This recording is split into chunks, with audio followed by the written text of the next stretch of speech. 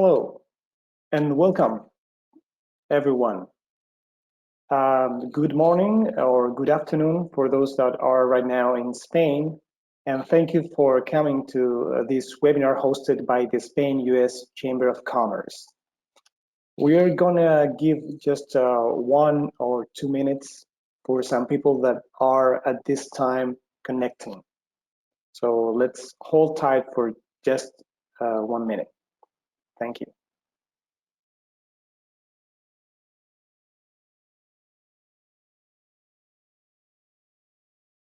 Hello, Xavier. Hello, Natalia.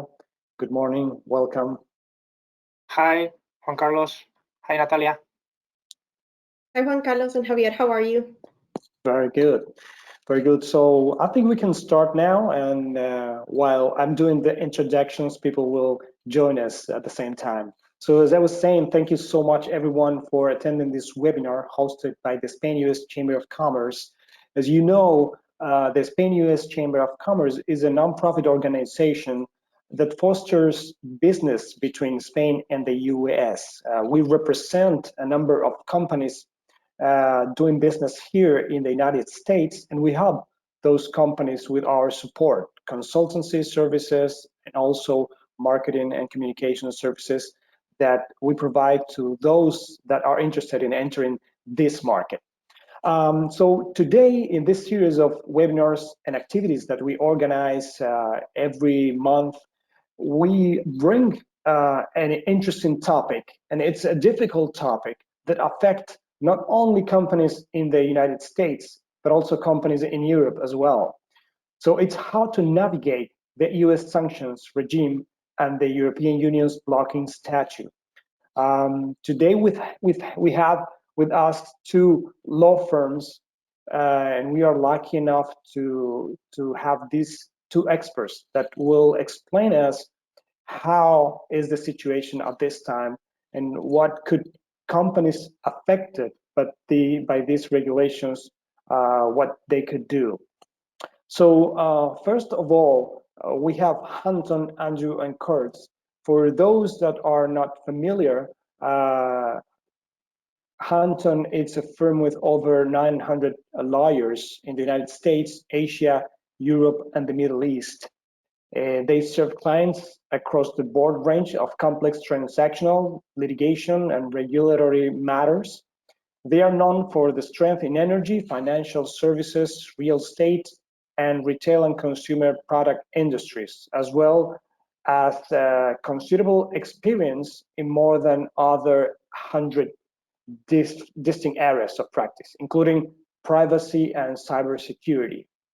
Also, we have with us Uría Menéndez, that it's a very well-known firm for those who live in Spain. Uría Menéndez is one of the most prestigious independent law firms in the Iberian market. Founded in 1940s, it comprises more than 600 lawyers in 17 offices in the most important financial centers in Europe and Americas. The firm's international structure allows them to provide Spanish, Portuguese, and European Union legal advice to clients on their investments in the Iberian Peninsula and abroad. And representing those exceptional law firms, we have with us today Natalia San Juan and Xavier Codina García Andrade. Natalia San Juan is an associate in Hunton Andrews Kurth's litigation team and focuses her practice on commercial litigation and arbitration. She has successfully represented clients in various aspects of litigation in both states and federal courts. She also advises clients in connection with internal investigations and regulatory matters, including with respect to the Office of Foreign Assets Control, OFAC, which I'm sure we will hear a lot about that in this presentation. Natalia holds a Juris Doctor from Cornell Law School, where she served as the managing editor of the Cornell International Law Journal. Welcome, Natalia. And we have also with us Xavier Codina García Andrade from Uría Menéndez. He's a senior attorney at Uría Menéndez. Since joining the firm in 2016, he has advised domestic and foreign companies and public authorities on issues relating to administrative law and European law. He advises clients on issues such as public procurement, public goods, authorization procedures, and sanctioning procedures in a broad range of areas. Lately, with a very active participation in proceedings regarding the prevention of money laundering. Xavier holds a PhD in law from the Complutense University of Madrid and currently lectures at CUNEF University on administrative EU law. Welcome, Xavier. And before leaving the floor for them, who are the really important ones here, I just would like to remind you that we will host and we will address your questions at the end of the presentation. So we will enter now on several presentations from Natalia and Xavier. And at the end, we will leave around 15-20 minutes to address all the questions. But those questions could be sent right now through your control panel. Everyone would have a control panel on your right side, probably. You will be able to find there the questions tab. Just click in that tab, which says questions or preguntas, if you have it in Spanish, and you can write your question and send those questions. We will receive all the questions and we will address those at the end of the presentation. Also, this presentation will be recorded and we will share with you this video and also the presentations of the speakers. So this is where I stop and I leave the floor to Natalia and Xavier, and I'll see you in a bit. Thank you so much. Natalia, the floor is yours. Thank you so much, Juan Carlos. Hello, everyone. It is a pleasure to be here to share this presentation with you today. We'll begin today's presentation with an overview of the U.S. sanctions programs. So what are U.S. sanctions? Economic sanctions are governmental measures designed to deprive a targeted entity, including individuals, corporations, territories, countries, of financial and economic assets, and to deny the targeted entity the benefits of trade or economic interaction with the country or countries that are imposing or implementing those sanctions. So sanctions are also designed to counteract or to attempt to curb behavior that threatens national or international security or violates international law. So in the United States, the Office of Foreign Assets Control, part of the U.S. Department of the Treasury, administers and enforces the economic and trade sanctions. This is based on U.S. foreign policy and national security goals. And these sanctions are enforced against targeted foreign countries, regimes, terrorists, international narcotic traffickers, those engaged in activities related to proliferation of weapons of mass destruction, and other threats to the national security, foreign policy, or economy of the U.S. So how do the U.S. sanctions programs operate? The U.S. sanctions programs vary in scope. Some are broad-based and oriented geographically, which are the comprehensive sanctions listed on the presentation. And some examples of these include the sanctions toward Cuba, Iran, and North Korea. Then there are others that are considered targeted, and these generally focus on specific individuals and entities. And some examples of these include counterterrorism or counter-narcotics. So on the screen, you can see some examples of the countries that have been or are currently affected by U.S. sanctions. As you can see, it's quite a list.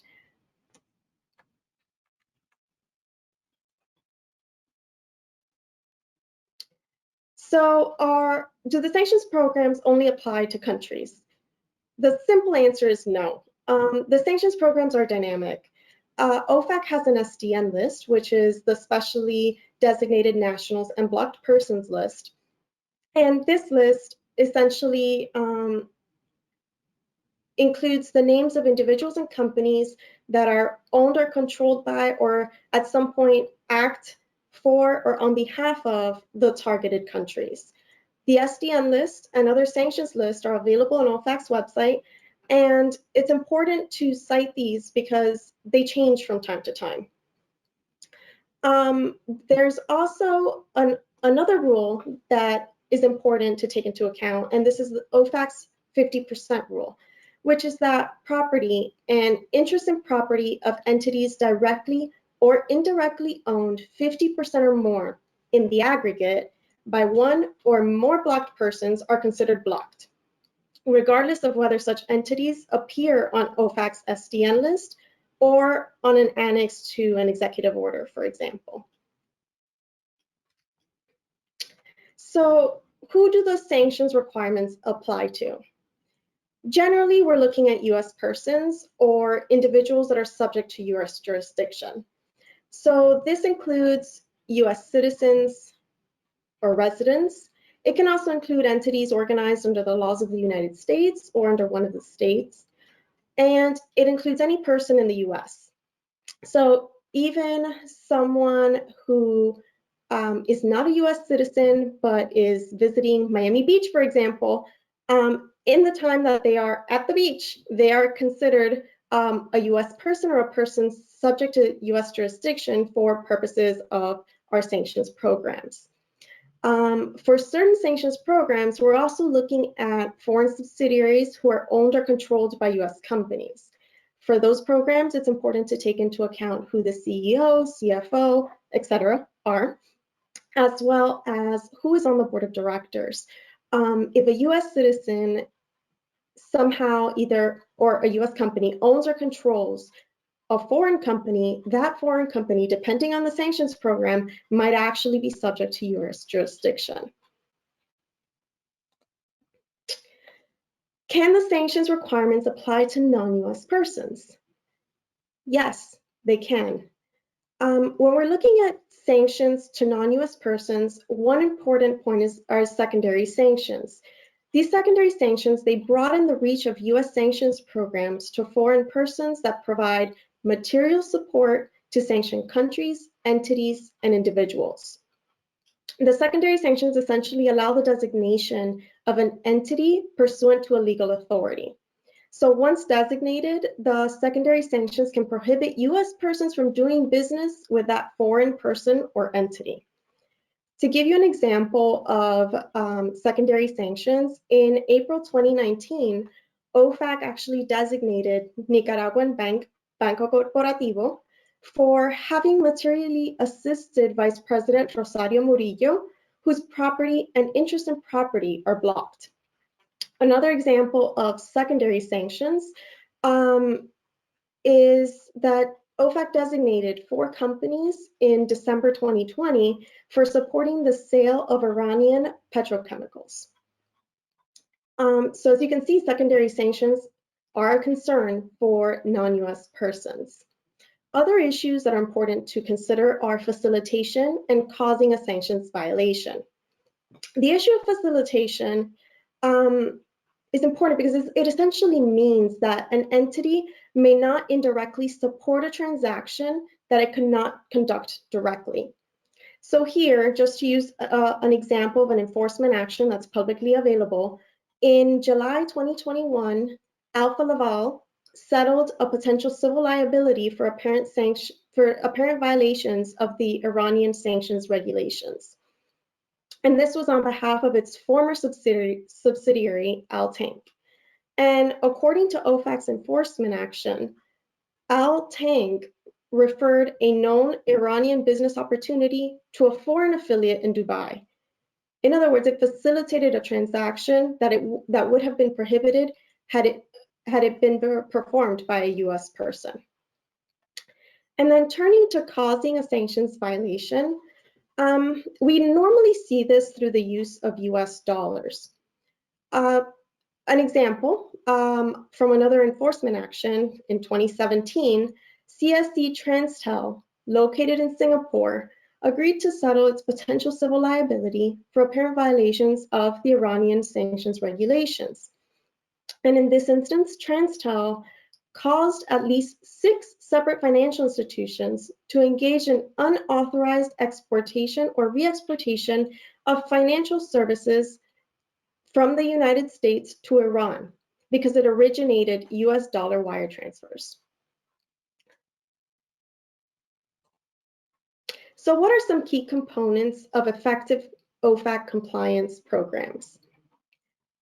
Generally, OFAC encourages organizations that conduct business in or with the United States, US persons, or US origin goods or services to employ a risk-based approach to sanctions by developing, implementing, and routinely updating a sanctions compliance program.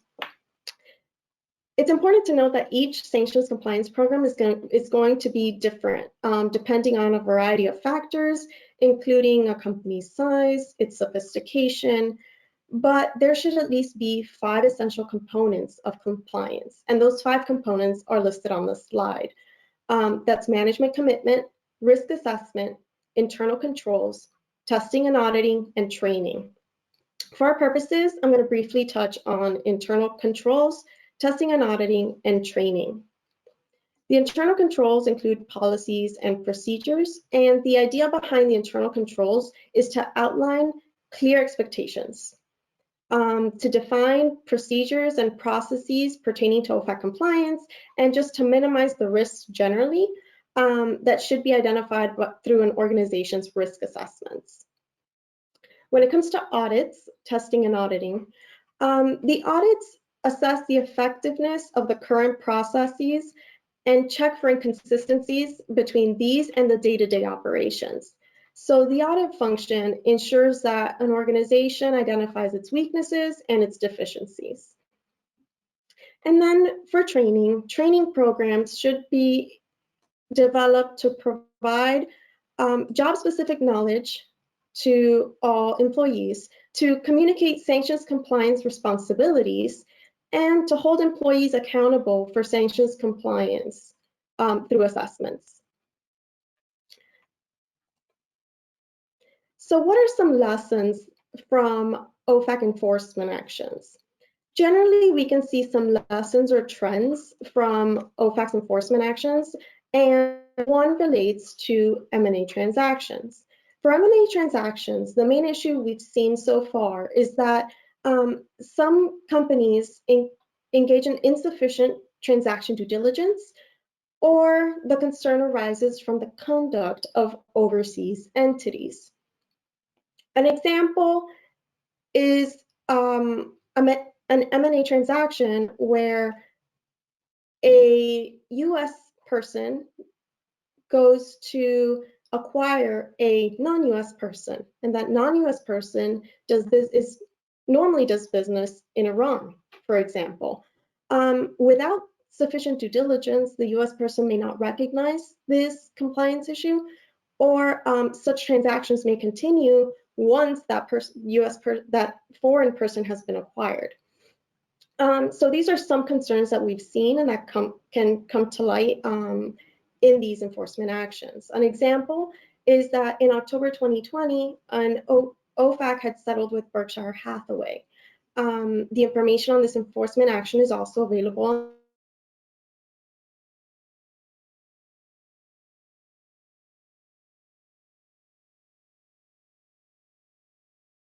I think we lost Natalia for a moment. Oh. Let's check if she could reconnect. Meanwhile, we are able to bring her back. I just would like to remind everyone that you can check on our website all the events that we organize and several activities that we have for the following months. Our website is www.spainuschamber.com. You can check that there are all the activities, and also in our YouTube channel, you can also watch all the previous videos that we have from different topics. Okay, yes. So let's give her a moment. And also, I would like to remind that if you want to send any question, you can do so through the questions tab. You can find that tab on your control panel, and you can send those questions and we will address those. I can see that Yeah, Natalia, are you back with us? Yes. Perfect, perfect. Okay, I'll leave you then. See you later. Oh, now I think you're okay. Go ahead, Natalia. Let's check if Are you I. going to hear me? Yes, we can hear you now. Thank you. Thank you. Another lesson from OFAC enforcement actions relates to supply chains related to the export of goods, technology, or services from the United States to third country distributors with the knowledge or reason to know that such goods are specifically intended for companies and individuals in a sanctioned country. An example of this relates to new tech, which develops and supplies live production and 3D animation hardware and software systems. And in this instance, it appears that new tech exported goods, technology, and services from the US to third country distributors, knowing or with reason to know that those products were intended for individuals in Iran. In fact, it later turned out that some of those products were resold to an entity on OFAC's SDN list.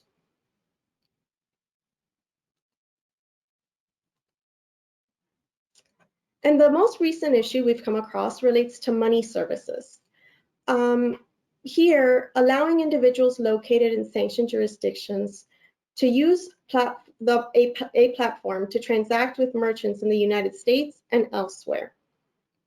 An example is OFAC's recent enforcement action against BitPay.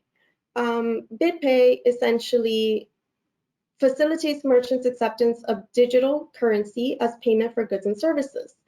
It processes digital currency transactions. It turns out that it processed digital currency transactions on behalf of buyers located in sanctioned jurisdictions.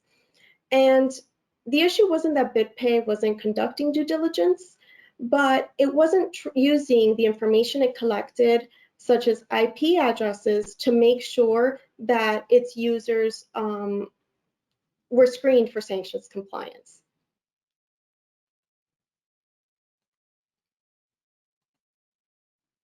So are there other enforcement mechanisms? And yes, there are. Sanctions programs may authorize a private right of action or grant the US government the authority to deny visas to and exclude persons from the United States. A perfect example is Title III and Title IV of the Cuban Liberty and Democratic Solidarity Act, or the Helms-Burton Act. Title III, in this instance, authorizes US nationals with claims in property confiscated by Cuba to file suits in US courts against persons trafficking in such property. And then Title IV grants the US government the authority to deny visas and exclude from the United States persons who confiscate or traffic in confiscated property. So the big question here is, if a foreign entity wants to apply for a general license to comply with US sanctions, or is somehow in violation of US sanctions and there's a claim brought against that entity, what other factors must that entity consider?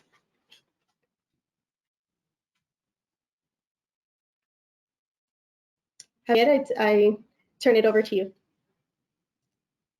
Thank you. Thank you, Natalia, and hello, everyone here from Madrid. It's quite a pleasure to be here discussing about this interesting and challenging topic. A topic that is becoming increasingly important due to the fact that secondary sanctions are becoming a commonplace in international trade. In the following 15 minutes, I will address how the European Union is dealing with the US secondary sanctions. And in particular, I will focus on the European Union blocking regulation. We will see how it is designed, how it's work, how is enforcement actions carried out by member states, and finally we will see what can we expect in the near future. But first of all, let's let's frame the object of the discussion, which is the next slide.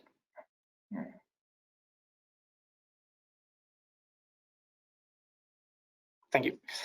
Let's frame the object of the discussion. Is what do we mean by a blocking regulation?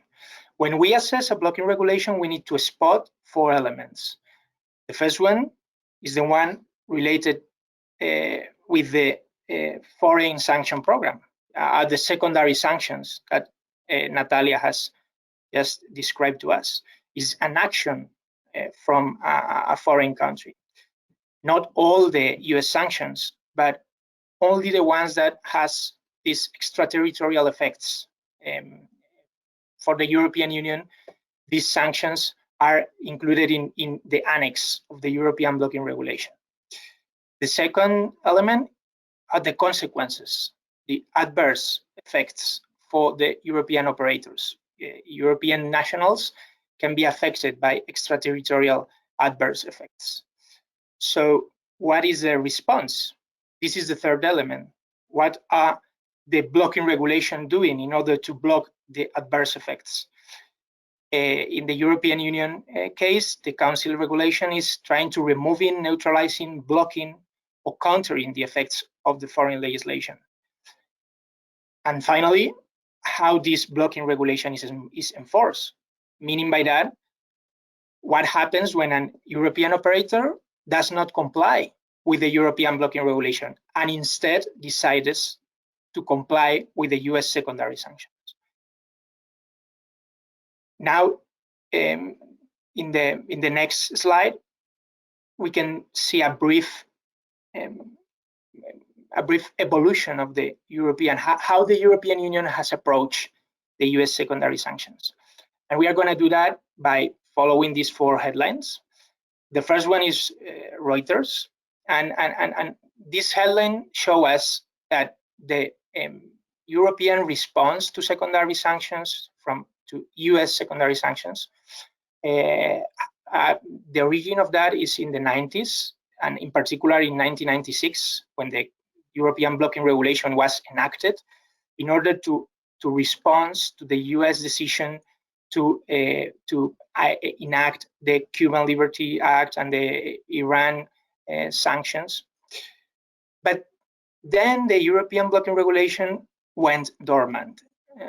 This is because the US government decided not to apply or not to enforce the Cuban Liberty Act, and because of Europe and the US going through the same path regarding the Iran sanctions.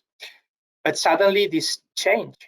In 2018, as this headline of The Guardian shows us, the European Union decided to counteract to the decision of the US government of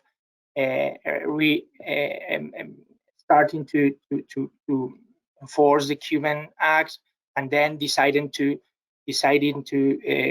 take another path regarding Iran. So in 2018, the European blocking regulation was amended and supposedly starting to be applied. However, as we see in this New York Times headline, Europe struggles to defend itself. Reading between lines, we can see that the European blocking regulation is not working very well, and the European operators are still defenseless against US sanctions.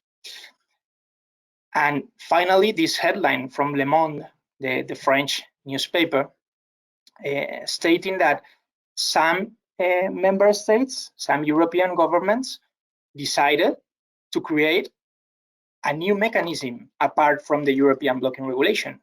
A French company, they decided to incorporate a French company called Instex in order to trade with Iran. So far, humanitarian aid, but this can be like a first step in the future. Now Spain has joined this initiative, an initiative that shows us that perhaps the blocking regulation is not enough. And by the way, as you see the Guardian headline, due to Brexit, the United Kingdom has another regime, has enacted its own blocking regulation. So now we are prepared to go further and to assess the European blocking regulation itself. This regulation was approved in 1996, as said before, by means of a council regulation, meaning by that all the member states unanimously decided to approve that act. And it contains two main obligations. The first one is that all the European operators must communicate to the European Commission any circumstance in which their economic and financial interests are affected by US secondary sanctions. Then, and this is the core of the regulation, the European operators and the member states cannot recognize, enforce, or comply the US regulation considered extraterritorial in this Annex number 1, is secondary sanctions. Of course, good news, there are exceptions to that. However, these exceptions are granted on a case-by-case basis by the Commission. So you need to apply for an authorization to recognize, to enforce, to comply with this legislation. If you don't do that, if you decide to recognize or to enforce or to comply with the US secondary regulation, you will face penalties. You will be infringing the European blocking regulation. That's why Natalia and I consider that we are between a rock and a hard place, because the operators need to decide, need to strike a balance and decide whether they comply with their European rules or they comply with the US secondary sanctions. And the second pillar of this council regulation, of the blocking regulation, is this right for seeking compensation. And it is designed in a really broad manner, because the European operators can file a claim against any entity causing the damages, and not only them, but also from any person acting on its behalf, or even an intermediary. So perhaps you can imagine the subsidiaries of a company, of a US company. And you can do it in any member state in which this company has assets. So as you can see, it is a really broad right for compensation. Then in the next slide, we have just the basics of the enforcement. Enforcement, as a rule, is a task for member states. This is stated in the regulation. Member states must ensure that the blocking regulation is correctly applied, except for the authorizations that are granted, as we said before, by the European Commission. And this enforcement can be twofold: private enforcement and a public enforcement. The private enforcement relates to all the commercial relations, all the investment decisions. The European operators must take into account that they cannot comply, they cannot apply US secondary sanctions. So for instance, in a contractual relationship, if someone decides to terminate a contract because of a US secondary because of the risk of a US secondary sanction being applied, they cannot do that, because they will be infringing the blocking regulation. And the counterparty will have an action, for compensation, or will have an action for reestablishing the status quo. And the second part is the public enforcement. The member states have the powers to launch inspections, to monitor, and even to sanction all the European operators that infringe the blocking regulation. And each member state sets forth a sanction regime. The European Union considered that each member state must design its own sanction regime. It has to be a useful sanction regime, an effective sanction regime. But we have countries in which an infringement can be can have a penal criminal proceedings against the European company. In other states, as Spain, this is only an administrative fine. So we can see different approaches between member states. This is important when we are striking this balance, when we are doing this risk assessment. In Spain, the sanctions are ranging from 1,500 to 60,000 euros. And if the interest at the stake is higher than 6 million euros, then the penalty can go up to 600,000 euros. And finally, in the next slide is what we can expect from the future. And here we have two main developments. One, case law, and the other one is development from the legislative standpoint. Regarding the case law, we have these two developments that we expect to have a decision of the European Court of Justice in the following months, following year perhaps. The first one is Bank Melli Iran. This is the more important one. And here, a German, the case, the facts, a German telecom company decided to terminate a contract with an Iranian company, but it did not provide reasons. The Iranian company decided to challenge this decision and sought compensation before a German court. The German court see that it was necessary to apply the blocking regulation, so it referred a preliminary ruling before the European Court of Justice. This preliminary ruling, that the decision is still pending, but this preliminary ruling will clarify some really important aspects. For instance, does a non-European operator have legal standing for claiming for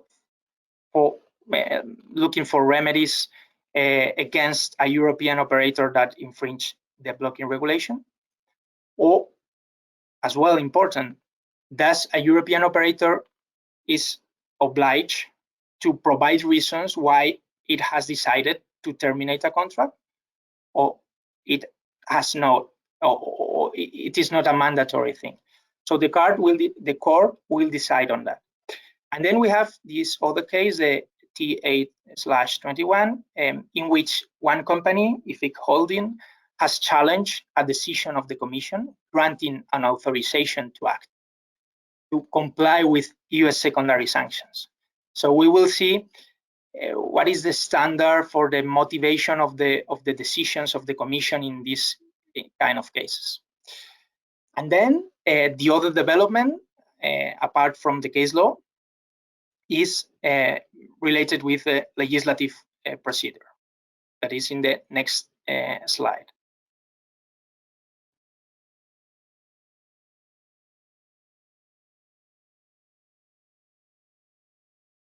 This one. The Commission has launched the procedure to start gathering opinions of the stakeholders in relation with a potential eventual amendment of the blocking statute. And we will see how this ends up, but perhaps the Commission will start or will take more powers for itself in order to monitor, to enforce the blocking regulation. And for sure, they will try to streamline, to fine-tune the procedure for obtaining an authorization for acting. So these are two main points that we will see what happens in the near future. And that's it.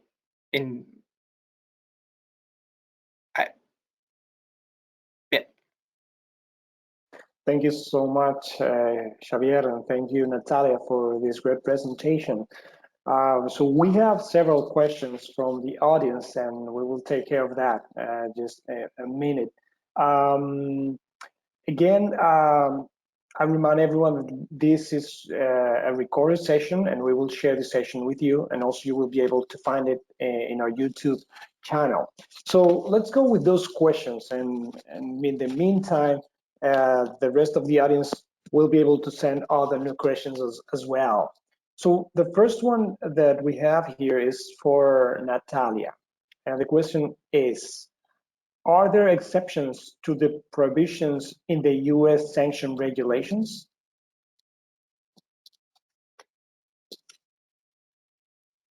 Yes, that's a great question. OFAC regulations often provide general licenses authorizing the performance of certain types of transactions, and OFAC can also issue specific licenses on a case-by-case basis, depending on the circumstances and the situation.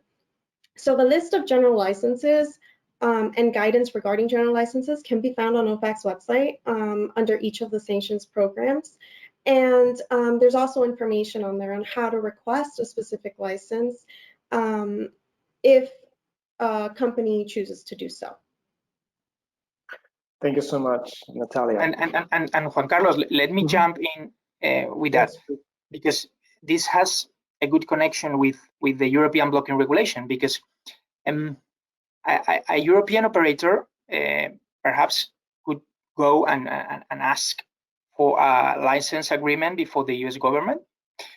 But be aware that in these cases, you are complying, observing, recognizing US secondary sanctions. So you need to, of course, you can maintain informal meetings with the US government, how to deal, how to approach the problem, but you cannot formally submit the license agreement. Otherwise, you will be infringing the European blocking regulation. So first, you need to request the Commission an authorization for acting, recognizing, etc. So this is a good example on how both regimes are works. Yes. Yeah, are connected. Interesting.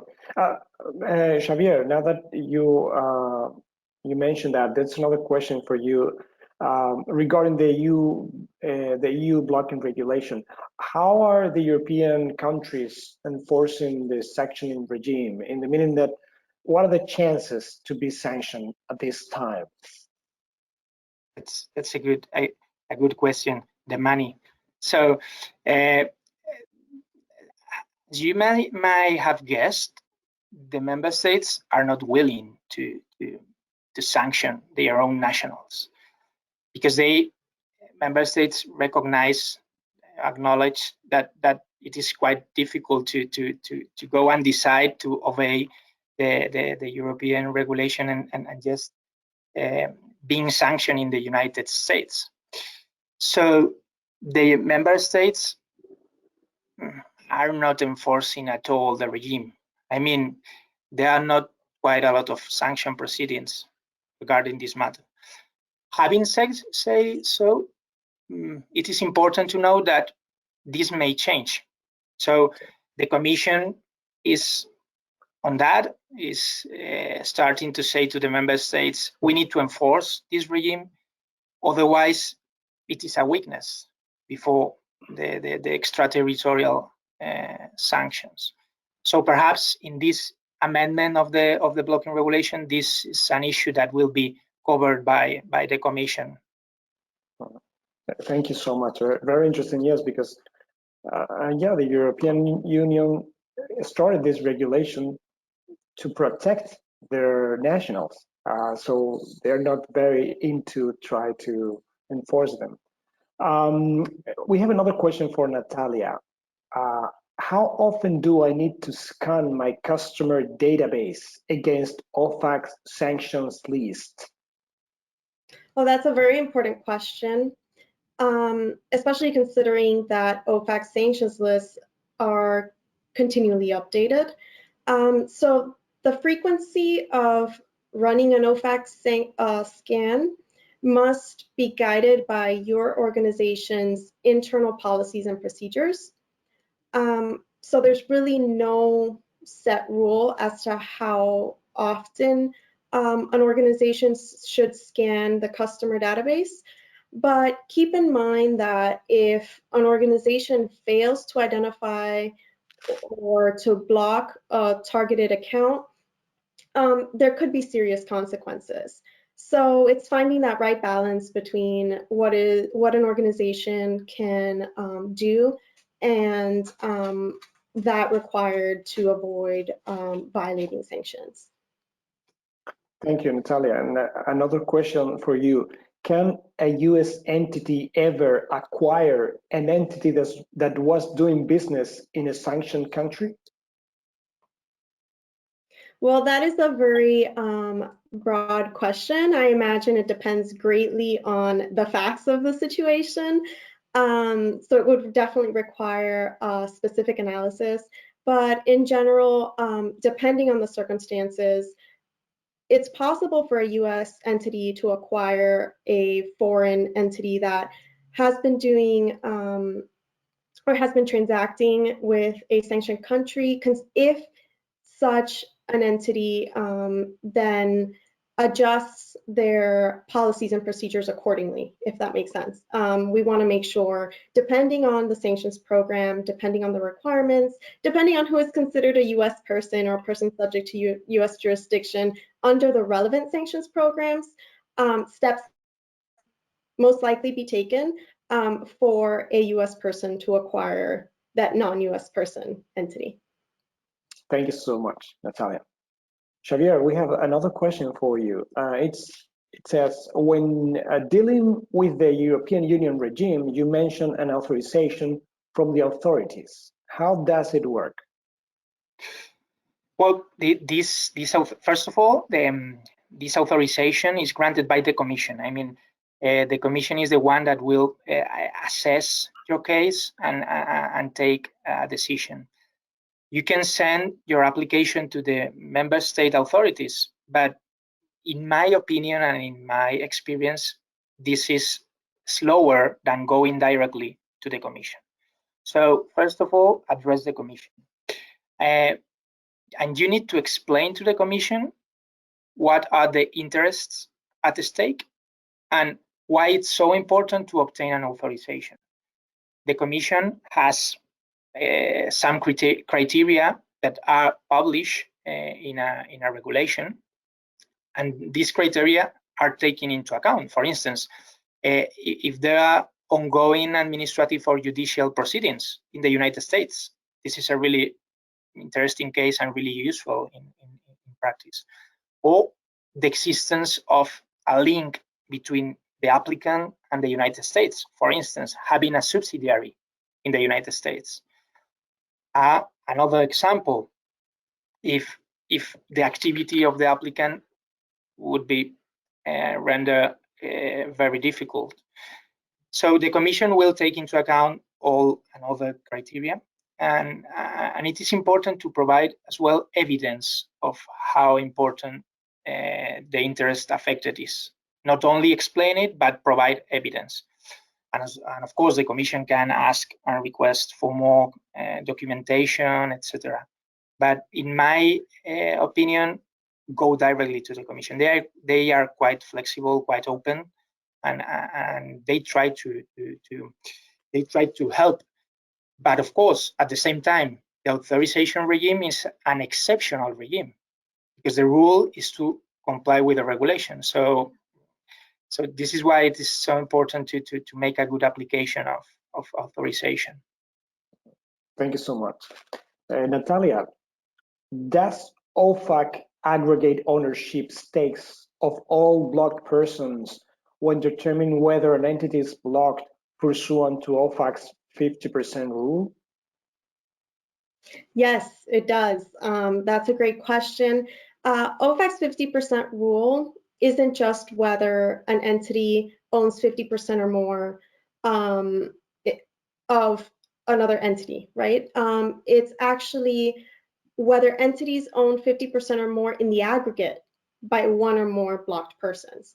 So to give you an example, if we have a blocked person, let's call him blocked person X, and this person owns 25% of an entity.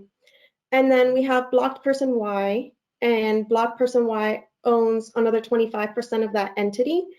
That entity is considered to be blocked, even if it's not on OFAC's SDN list, because that entity is 50% or more in the aggregate owned by blocked persons.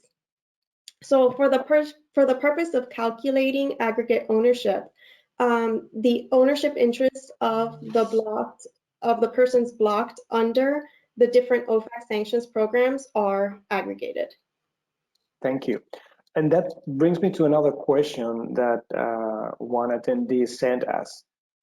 Because there are many companies in the US, medium and small size companies, that request, or they have been requested from foreign companies to provide services to those foreign companies.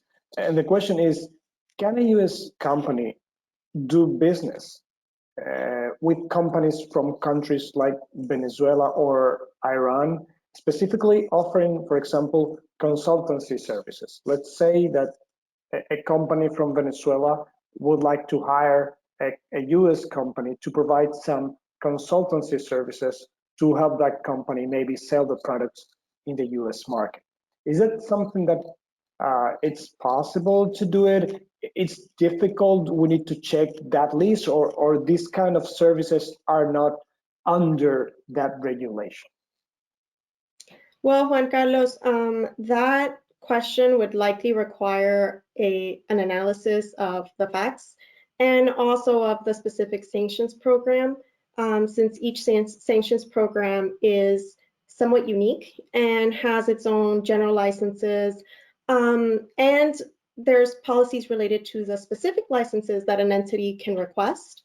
That would definitely require some research and into the specific facts of the circumstance related with the information available regarding the sanctions program. Yeah, so what we have to take into account is that on those situations, we need a list to study the situation. It's not a quite easy answer, and we could enter in a difficult area. So we must be aware and we must ask, isn't it? Yes, okay. Definitely. It's great to seek guidance regarding the OFAC sanctions programs if there's any concern, because there are so many different details related to each of the programs that it's easy to stumble over a violation, if that makes sense. Yes, thank you so much, Natalia. Xavier, a question for you. Being a European Union operator, is there anything I can do before taking the decision of terminating a contract because of an emerging risk related to my counterparty? For example, the counterparty being suddenly sanctioned by the United States. Well, this is a common scenario, and well, first of all, I will, of course, as always, as we have just said, strike a balance of risk, a risk assessment. What are the US consequences and what are the European consequences? The European consequences, in which member state am I? I am in a member state that is enforcing this blocking regulation really hard, or I'm not. So all this is important. But having said so, I will try go a step back and assess whether if there is any reason for terminating the contract other than complying with an US secondary sanction. For instance, if my ethic code states that I cannot do business with that or whatever, no? Looking for the context, the corporate context and the factual context, and try to find another reason for terminating the contract. So this is a way of trying to avoid the risk of being in between the rock and the hard place. If this is not possible, which can be, then you strike this balance and decide. Thank you. Thank you. We have 3 more questions. The next one is for Natalia. If I reject or block a transaction, when do I have to report the action to OFAC? How do I submit the report?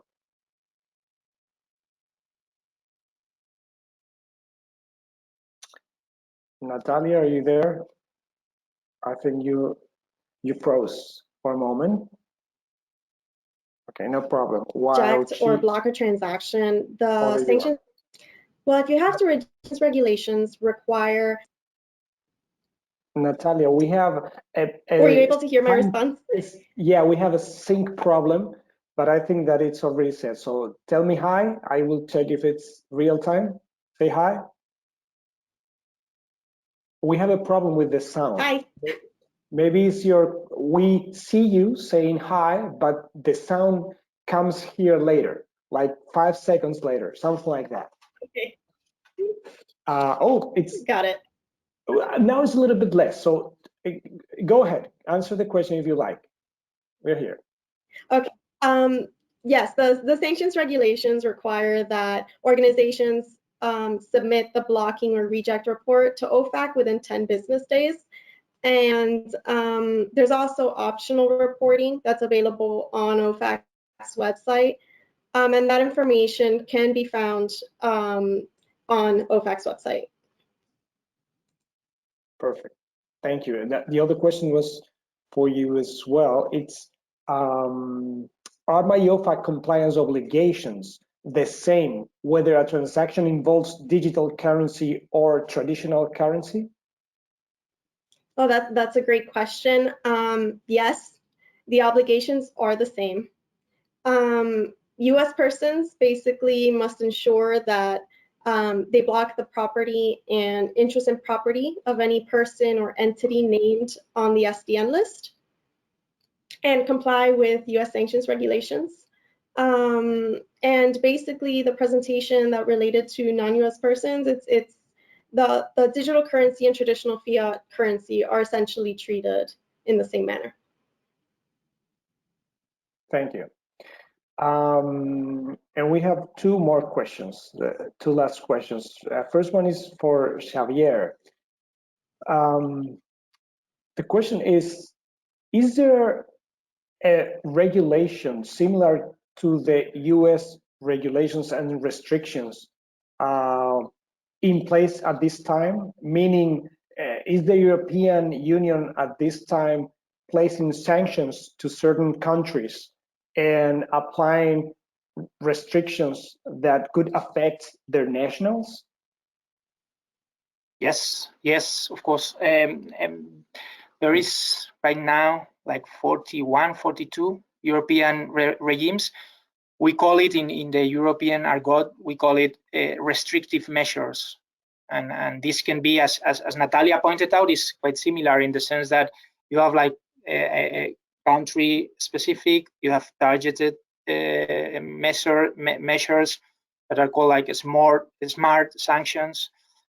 So we have in place, well, the European Union has in place quite a lot of regimes regarding countries and specific persons. And is there a blocking regulation similar to the one in the European Union that address those restrictions from the European Union?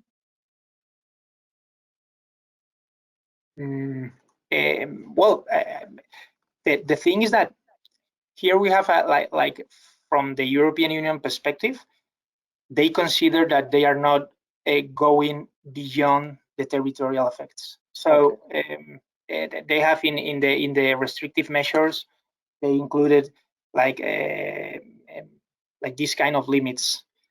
But well, this is something of international law. I mean, other country could consider that some of the European regime is going beyond the limits and just launch a blocking regulation action against the European Union.